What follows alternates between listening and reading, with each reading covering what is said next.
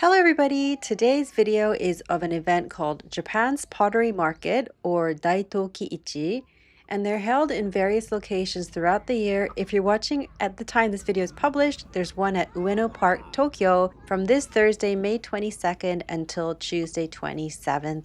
Before I forget, let me put up the yen and dollar exchange rate at the time of this edit should you wish to take a screenshot and convert prices into your own currency. If you saw my last video on Book of Super Bazaar Omiya, I mentioned this pottery festival and it was actually videoed for my own research, so I apologize if it's not as smooth as my other videos. Not that they ever are really smooth, but anyway, hope you enjoy the market today. Let's have a look at some Hasami ware from Nagasaki Prefecture. Hasami ware, along with Mino ware and Seto ware, is one of the largest producers of contemporary mass-produced tableware, and all three are able to produce high-quality wares in large quantities, so they're a very popular choice for everyday use. It tends to be very affordable, but there are also high-quality Hasami, Mino, and Seto ware brands, and those, of course, will come at a higher price. There really is so much choice, so it's such an enjoyable market to come to.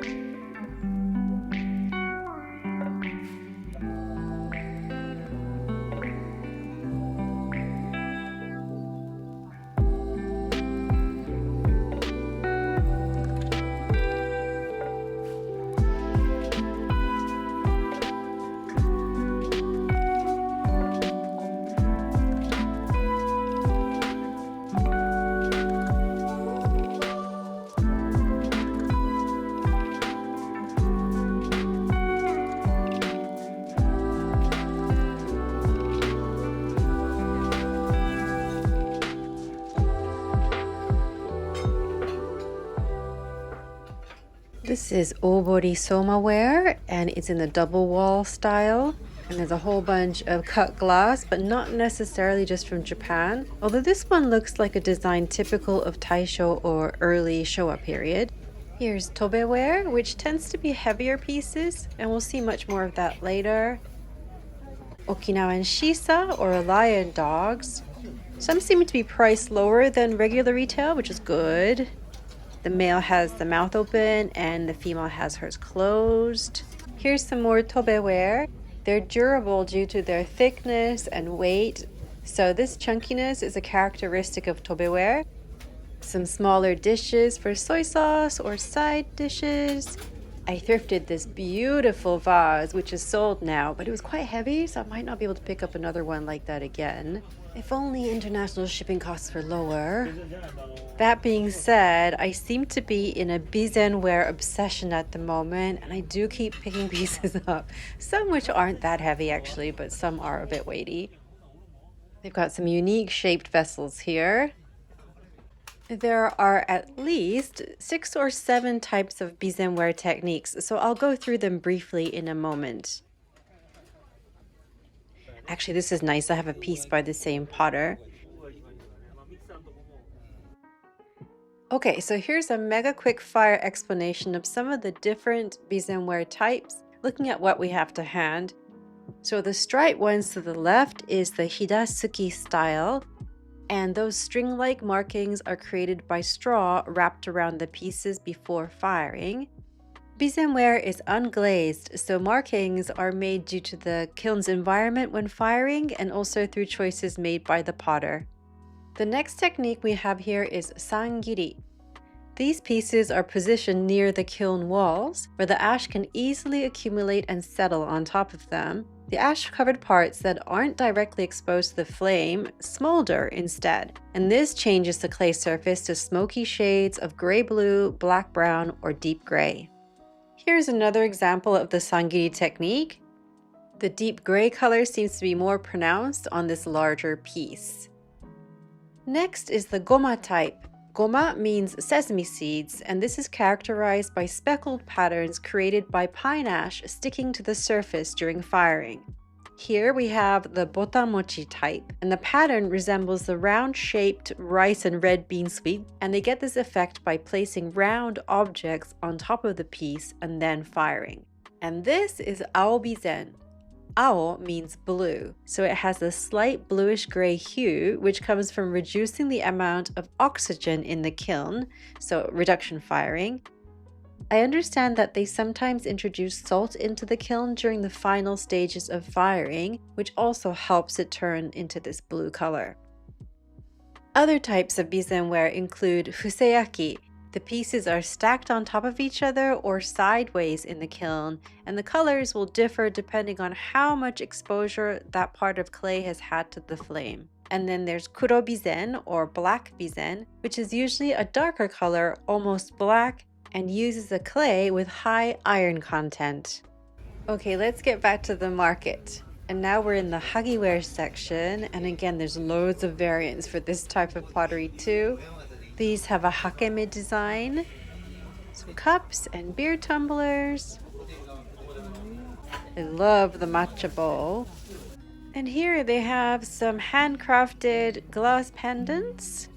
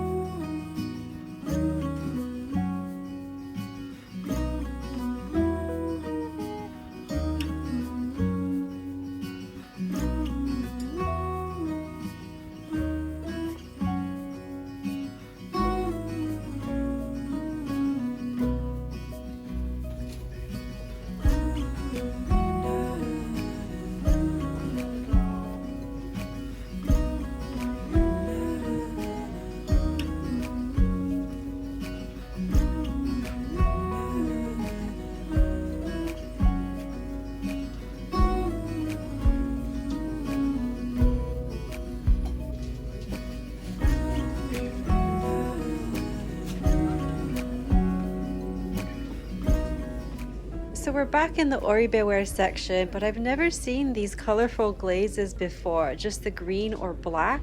There's actually blue oribe too, but very rare. It looks like this potter also makes shinoware. I love these mugs, especially the one with the black glazed handle. I hope I can find one thrifting one day. Stopping to admire this beautiful circular shelf. And here's an oribe pot, that's the price. Some more oribe pieces by the same potter, but some look quite modern in design. We're not halfway through yet, so can you tell how zonked I was when I was at the Book Off Super Bazaar? Remember I said I was looking at all of this and then looked at all those vases? Yeah.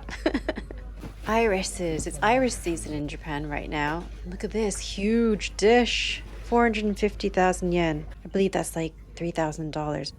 You should be able to recognize this type by now. Plus it does say Tobe in huge letters in English. I've got one of these larger bowls here. You can see how thick it is. It's very, very versatile to use. By the way, this is a different booth to the other two Tobeware ones that we saw. I'm just checking out the different patterns. This design almost has a Royal Copenhagen feel to it.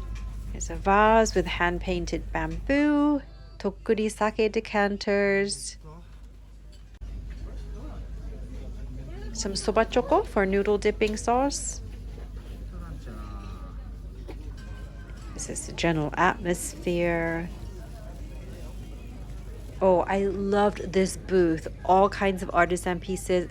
So from right to left, we have karatsuware, then ironabeshima, a type of arita, then bizenware, then aritaware, then setoware. So we can have a look from the back. The amber glaze is called ameyu, which means candy glaze. Hagiware from the back, hagiware from the front. I love the cobalt blue on this Nabeshima piece. Then we have another karatsuware next to it with a thick drippy glaze. And a Nabeshima with shochukubai design. Gorgeous hagiware square dish. This floral stamp design is called Mishima ware. White porcelain from Arita with peony design. So this Arita ware is a sometsuke, so blue underglaze. Shino ware matcha bowl on the right, hagi on the left. Arita ware coffee cup on the left, and on the right it's seto ware neriage technique, where different colored clays are combined to create layered or swirled or marbled patterns, also called nerikomi. Here is kiseto ware, which has a pale yellow glaze, often with a bit of light green and usually etched with a botanical design. It's a type of Mino ware. Kiyomizu ware, which is also Kyoto ware. This one has a mountain and water scene, which we call sansui. This one is raku with yuteki type glaze, which means it looks like oil splatter. I was checking the color of the clay. And here's looking at the yuteki pattern. I was also looking at the bottom of this karatsu ware candy bowl because I've been expecting the clay to be dark red, as it often is. I love this one. It's 16,500 yen, including tax. And the sticker says Yayoi-do, which is a ceramic specialist shop in Tokyo. This must be their booth, as the next one also has the same shop name on the label. Look at this thick glaze. It's Shino ware, and the first white glaze ever used in Japan was Shino ware, and it originates from the 16th century. The local feldspar produced a satin-like white glaze when fired. And then we have shigaraki ware, karatsu ware guinomi, sake cups. This is hagiware, which blows my mind, the variety of hagiware. Kurobizen, the black bizen we were talking about, but a mass-produced type. So the quality isn't as high as some kurobizen, which can be very pricey. It all really depends if it's artisan made, same like with these oribe ware ones, more mass-produced. This is minsai from Okinawa Prefecture. It looks like the section we're in has more mass-produced products. A mixture of rice bowls and teacups. I'm actually interested in the baskets and their stands for a picnic to keep your onigiri away from the ants. That would be very, very stylish. Teapots galore. We call them kyusu in Japanese.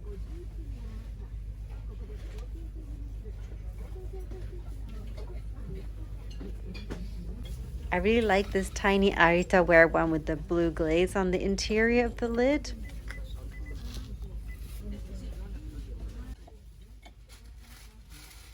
Lots of matcha bowls. Interesting glaze on this one. I quite like the glaze on the inside, how its glossiness contrasts from the rougher exterior. Here we have the yuteki glaze again, slightly different pattern, but you get the oil splatter look. Now this is Arita ware, this design with the see-through flowers. Here are the matching teacups. I don't know too much about this style, but I believe it's from China because I have seen Chinese pieces that look very similar.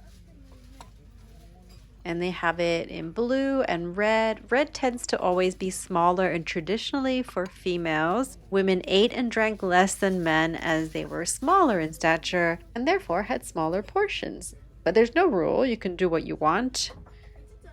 For example, I like to pick up the black lacquerware chopsticks rather than the red ones. Usually it's, red for female, black for male, but, it doesn't really matter nowadays. I still find there's charm in that, though, that we still keep the traditions going here like this in Japan, even if I break them. It's still nice. If you want to carry on with tradition in the Japanese household, you have that choice.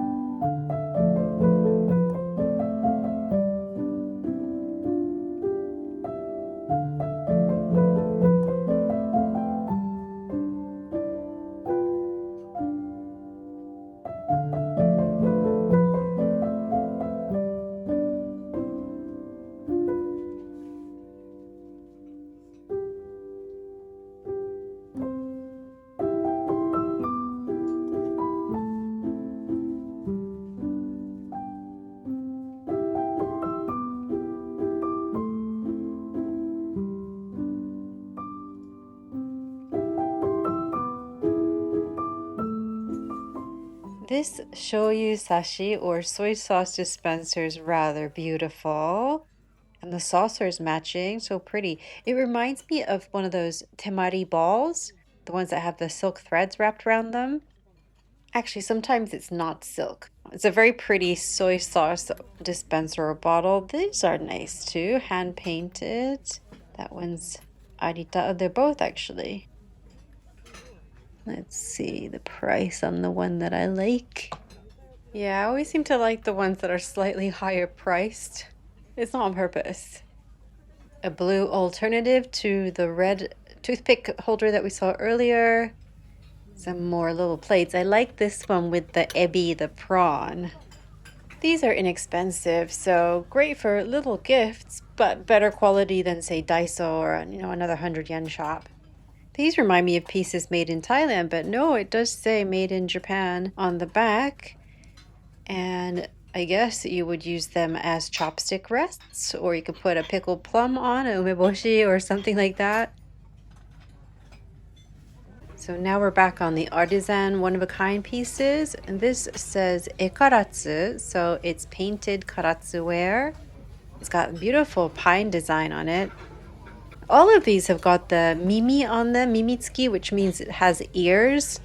With ears, these two are karatsu ware. With ears, but they essentially mean handles. Look at this fun number. It's called a pelican kyusu, so pelican teapot, and it's kiyomizu ware. And this set is arita ware, and it's for sake, alcohol rather than tea. And this is kiyomizu ware. It's not my style, but I think they're amazing.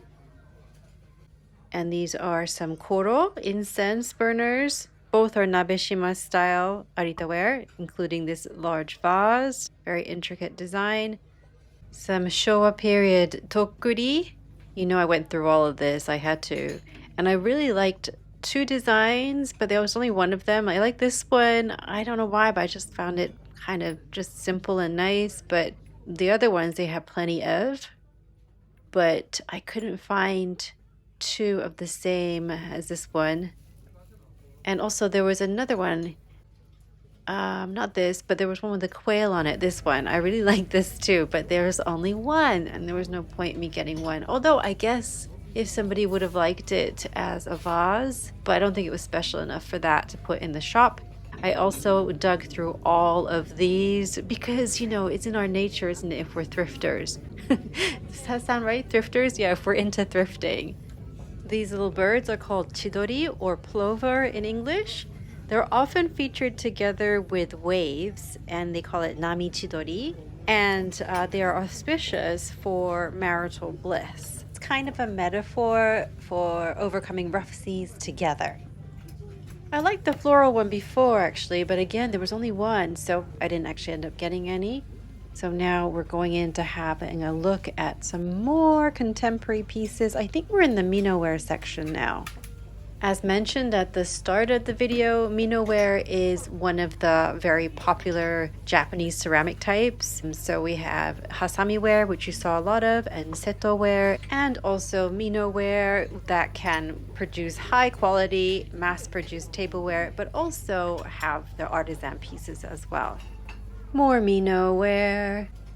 You can tell which one I'm going to go for, right? Probably yes. I like this glaze. But I do think the blue is really beautiful as well. Look at that. Gorgeous blue. And I do like the shape on this one too. It kind of looks vintage, but it's definitely new. I always wonder how companies like IKEA or Zara Home or H&M Home do well here, because we have so much choice from domestic production, so many options, but I guess it's down to design. I'm sure, this designs can be very different. I know I like designs from Europe, especially because I am half British and lived there for a long time. Something for the cat lovers. I was at this market for about 2 hours, I think, but I have tried to scale it down to about 25 minutes in the edit. So I hope I've been able to select some things that are interesting for you to see today. This is a fascinating kiln. Always really crazy stuff. I did see their stall in August last year in Ningyocho in Tokyo. Ningyocho Setomo no ICHI. It's a ceramic market. Super hot and sweaty, but worth it. How original and cool are these aquariums that they have? They also make pieces for everyday use, like these bowls and these mugs, but look at the handles. So much fun, so playful.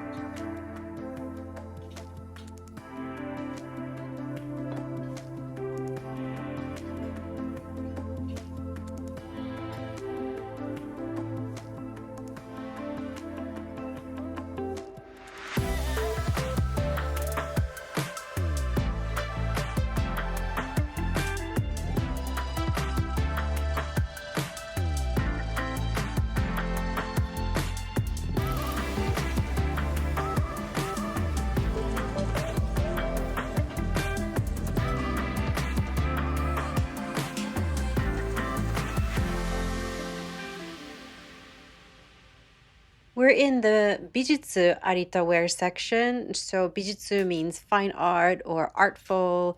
So you can see there's more expression. It's more expressive and maybe experimental. The shapes might be different. The colors might be different.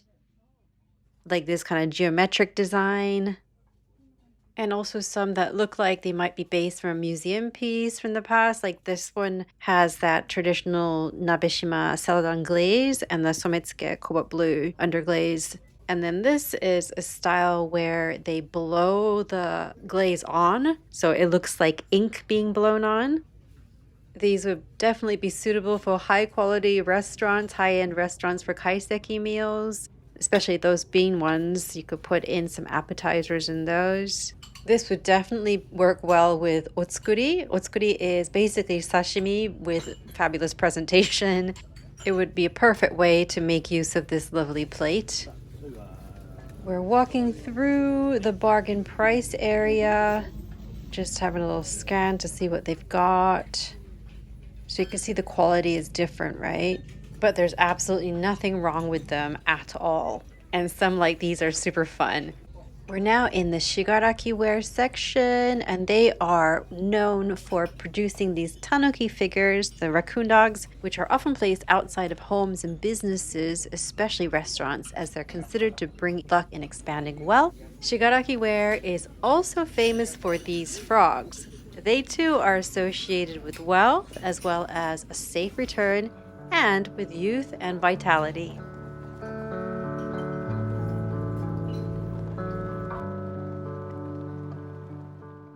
I hope you enjoyed the market today, and if you're in Tokyo this week and fancied a bit of pottery, do head down to Ueno Park.